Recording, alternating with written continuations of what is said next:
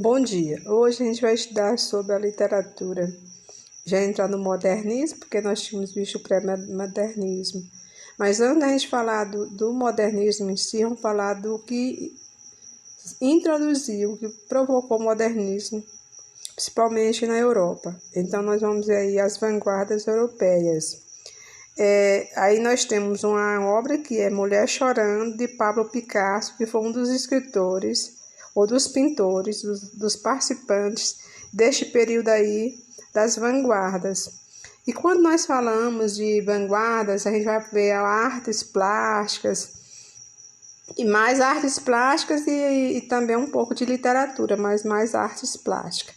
Aí é um quadro cubista, você está vendo que ele é formado com figuras geométricas, e um dos maiores representantes deste período era Pablo Picasso. E o nome desse quadro aí é Mulher Chorando. Vanguarda europeia.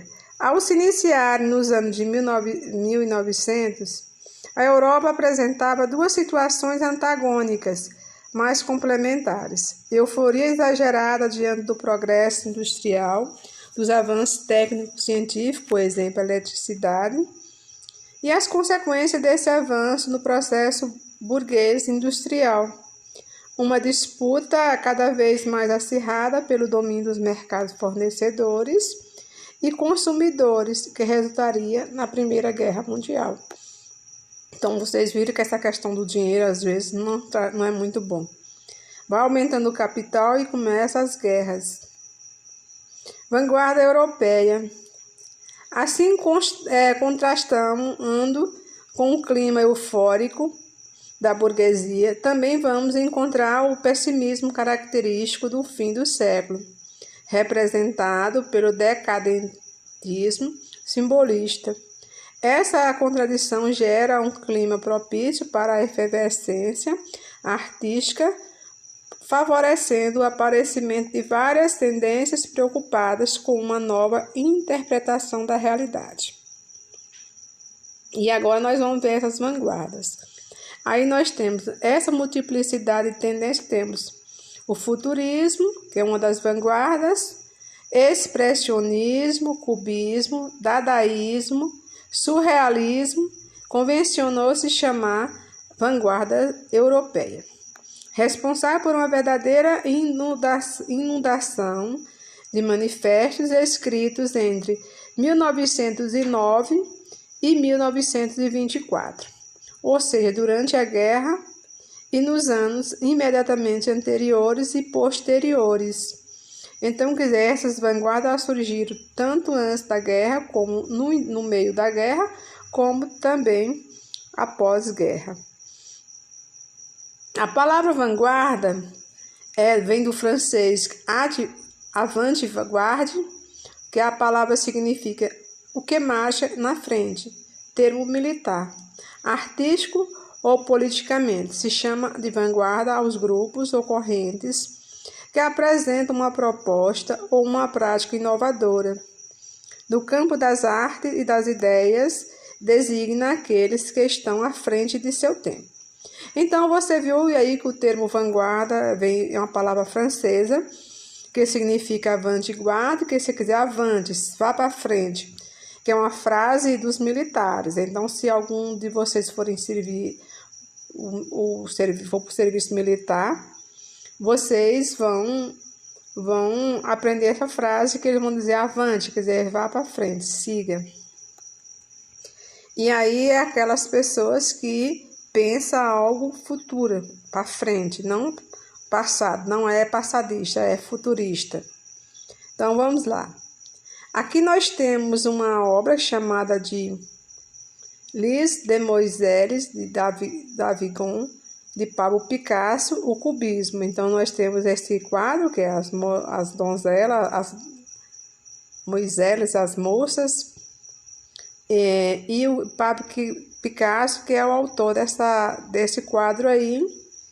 E vocês viram que uma obra cubista, porque vocês observaram que a obra sempre formada figuras geométricas. Vocês veem aí as fisionomias das pessoas, o nariz, os cotovelos, os braços, a dobradura das pernas. Então, sempre o quadro tem essas figuras cubistas aí, que são figuras geométricas. O marco inicial do cubismo ocorreu em Paris, em 1907, com a tela Les Demoiselles d'Avignon, de Pablo Picasso. Nessa obra, influenciado pela arte primitiva e pelas máscaras africanas, o artista espanhol retratou a nudez feminina de uma forma inusitada, onde as formas reais, naturalmente arredondadas, deram espaço a figuras geométricas perfeitamente trabalhadas.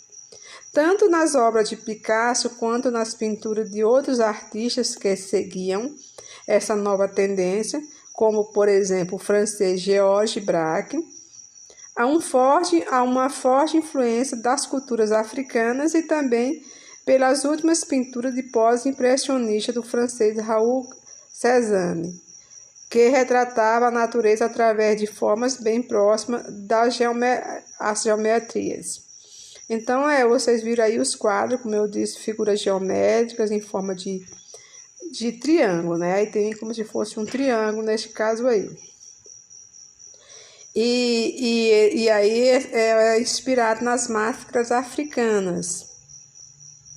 O termo cubismo foi inventado por Matisse ao observar quadros de Braque numa exposição de 1908 em Paris.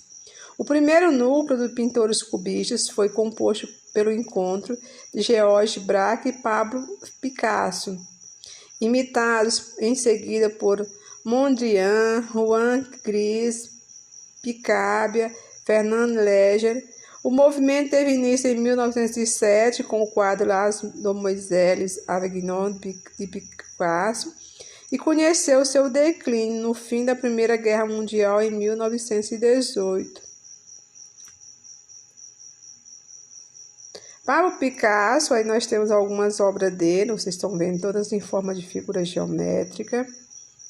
Se nós fôssemos, tivessem aulas presenciais, eu iria fazer uma semana de arte moderna com vocês, que provavelmente ainda faço esse ano, e vou querer uma dança modernista que vocês têm que dançar em forma de cubista, por exemplo. Então, vocês observam, na escola já teve uma dança muito bonita que os meninos dançaram no ano que eu trabalhava lá, no último ano de aula presencial. Georges Braque, isso aí é os quadros de Georges Braque, tem violão, algumas obras muito bonitas, também em forma de geometria, como se eles pegassem um objeto, quebrassem o objeto e montassem da forma que desse certo. Então, aí os quadros dele também cubista. Historicamente, o cubismo originou-se na obra de Cézanne, pois para ele a pintura deveria tratar as formas da natureza como se fossem cones, esferas e cilindros. Entretanto, os cubistas foram mais longe do que Cézanne. Passaram a representar os objetos conforme as suas partes no mesmo plano. Aí nós temos uma obra, você pode ver que também tem figuras geométricas em forma de retângulos e triângulos, não é? Triângulos, aí o cotovelo da mulher. É como se os objetos estivessem abertos e apresentassem todos os seus lados no plano frontal em relação ao espectador. Na verdade, essa atitude de decompor os objetos não tinha nenhum compromisso de fidelidade com a aparência real das coisas.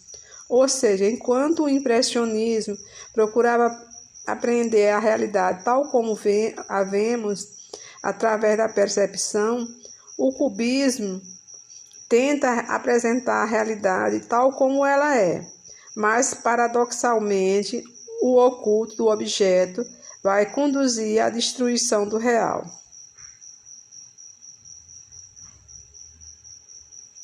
A análise e a decomposição sistemática do objeto, desarticulando a forma e reduzindo-a a elementos puramente geométricos. No afã de captar a estrutura profunda das coisas, afastam a arte da verdadeira aparência. Do cubismo ao abstracionismo, a completa ausência de figurativismo. O passo é breve. Assim, os pintores cubistas opõem-se à objetividade e à linearidade da arte renascentista e da realista, buscando novas experiências com a perspectiva, procurando decompor e recompor os objetos representados em diferentes planos geométricos e ângulos retos, com espaços múltiplos e descontínuos que se interceptam e se sucedem, de tal forma que o espectador, com o seu olhar, passa a remontá-los, a ter uma visão do todo, de face a de perfil, como se estivesse dando uma volta em torno deles. Outra técnica introduzida pelos cubistas é a colagem, que consiste em montar a obra a partir de diferentes materiais, como figuras, jornais, madeiras, tecido, etc. Na literatura, as técnicas da pintura correspondem à fragmentação da realidade, à superposição e simultaneidade de planos. Por exemplo, reunir assuntos aparentemente sem nexo, misturar assuntos, espaços e tempos diferentes. Houve também no cubismo literário as experiências visuais do poeta Guillaume Apollinaire, amigo íntimo de Picasso, que explorou a disposição espacial, a gráfica do poema, técnica que nas décadas de 1950 a 60 influenciaram o surgimento do concretismo no Brasil. Assim, a literatura cubista apresenta características como o ilogismo, o humor, o anti-intelectualismo, o instantaneísmo, a simultaneidade, a linguagem predominantemente nominal.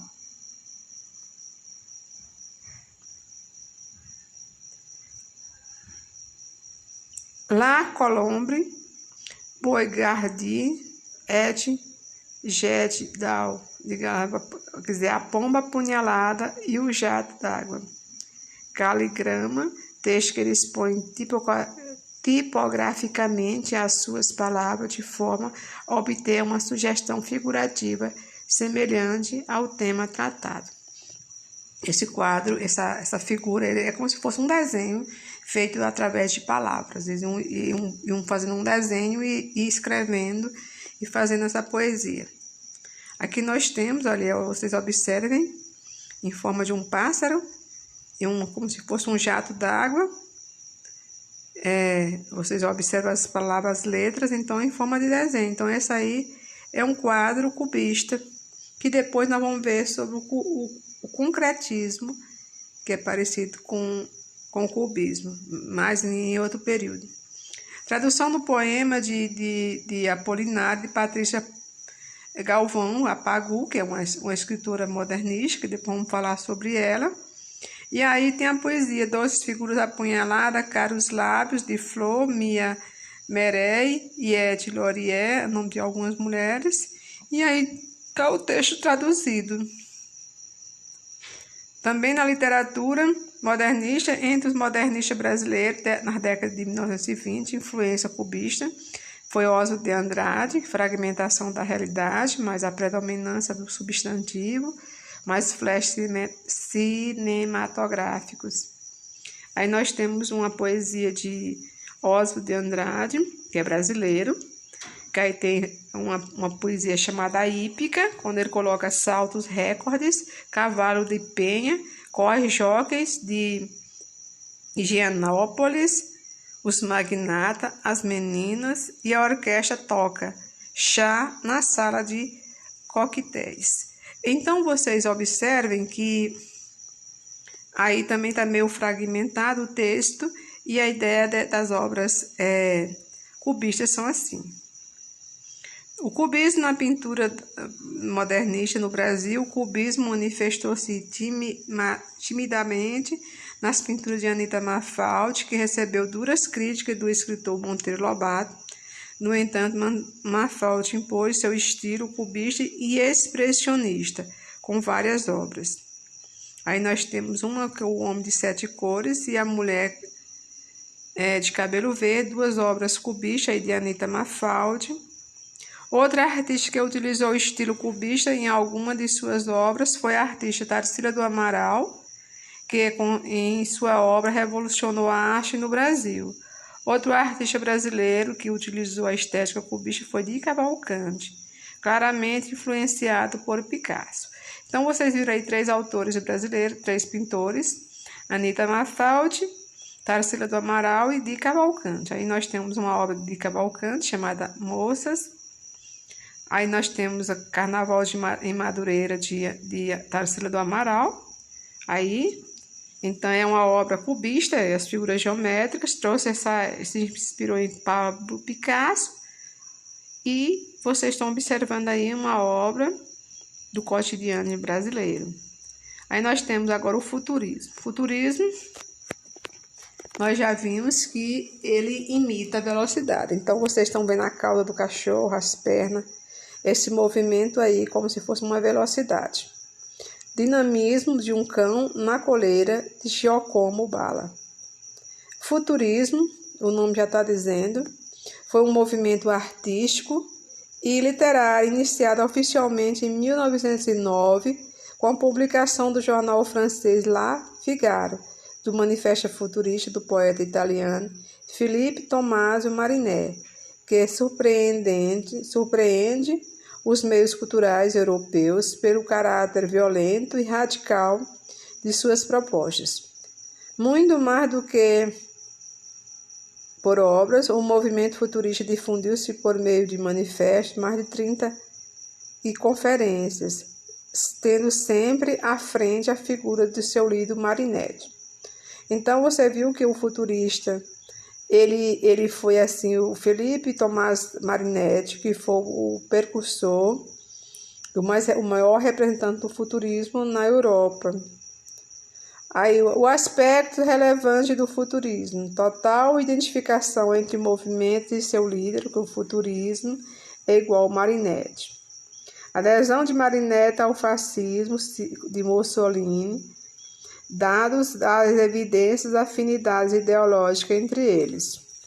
A celebração da técnica e da velocidade glorifica a audácia, o amor ao perigo, a energia, a guerra, a tecnologia, o automóvel e todo o dinamismo da vida moderna.